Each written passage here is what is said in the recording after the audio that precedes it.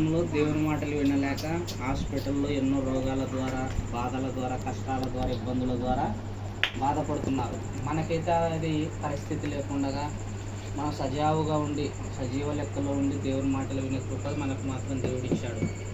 ఎంతోమందికి లేదు ఈ ధన్యత. దేవుని వాక్యం విందామంటే కూడా కొంతమందికి మంచాల పైన ఉండి నడవలేని స్థితి, కాళ్ళు నొప్పుల ద్వారా అయితే మీ కాళ్ళు విరిగి, యాక్సిడెంట్లో చేతులు విరిగి, ఎంతోమందికి తలకు గాయాలయ్యి, చెవులు వినబడక, కళ్ళు కనబడక విందామని ఆశ ఉంటుంది, కానీ వాళ్ళని తీసుకొచ్చే పరిస్థితులు వాళ్ళకు సహకరించిన వాళ్ళు ఎంతోమంది కూడా ఉంటారు. అన్ని అవయవాలు సక్రమంగా ఉన్నప్పుడే దేవుని యొక్క వాక్యం వినాలి మనము.